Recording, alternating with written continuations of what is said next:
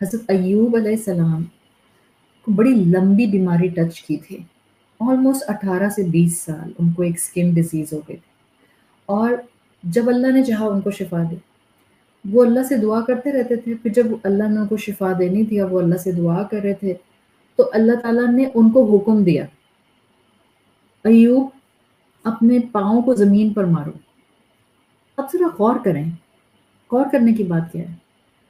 ایک شخص کا زمین پر پاؤں مارنا اس کی اتنے سالوں کی بیماری کے لیے علاج بن سکتا ہے؟ پاؤں مارنا ہے صرف،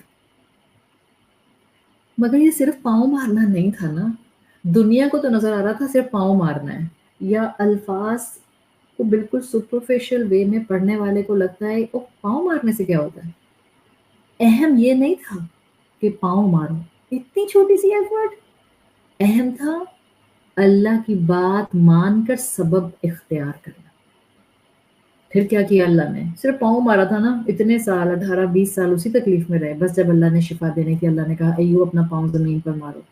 ہل نہیں سکتے تھے، اتنے بیمار تھے، کھڑے ہو کر زمین کھود نہیں سکتے تھے، اسپیڈ پکڑ کے کھدائیاں نہیں کر سکتے تھے، تو اللہ نے کہا اپنا حصہ ابھی بھی ڈالو، چھوٹا سا حصہ، کتنا، بس پاؤں مارو۔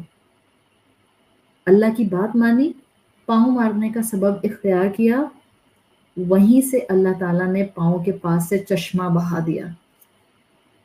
آپ کہتے ہیں میرے معافی مانگنے سے گھر والے میری پرانی غلطیوں کو معاف نہیں کریں گے، آپ کہتی ہیں میرے توبہ کرنے سے شاید میرے پچھلے گناہوں کا اثر ختم نہیں ہوگا، آپ سوچتی ہیں اب میں اتنا غصہ کر چکی ہوں اولاد کے اوپر، اب ان کی صحیح تربیت کرنے سے کہاں ان کی اصلاح ہوگی۔ آپ کہتی ہیں آپ کی اولاد آلریڈی 30 سال کی ہو گئی، اس اولاد نے آپ کو 27 28 سال نمازی نہیں دیکھا، اب اگر میں نے نماز پڑھنی شروع کر دی تو اب مجھے دیکھ کر نمازیں کیسے پڑھیں گے؟ ہاؤ کین یو سے دس؟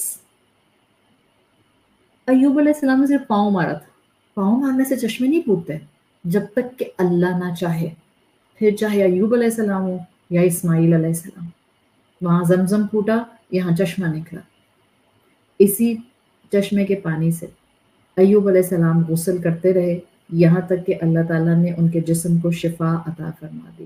تو سبق کیا ہے؟ سبق پر فوکس کریں۔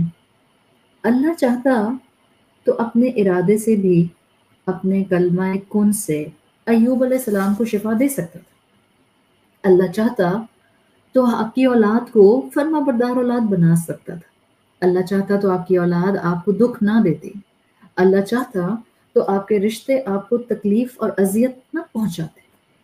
اللہ wanted you to put your little effort in the humongous planning of him۔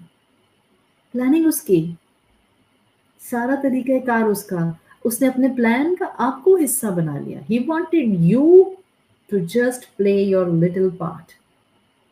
اللہ اپنے ارادے سے ایوب علیہ السلام کو شفا دے سکتا تھا، مگر کیونکہ یہ دنیا دار الاسباب ہے اور اللہ تعالیٰ نے آتے ہوئے سب انسانوں کو یہ بتانا تھا کہ انسان کو اپنی کوشش کا حصہ ڈالنا ہوتا ہے،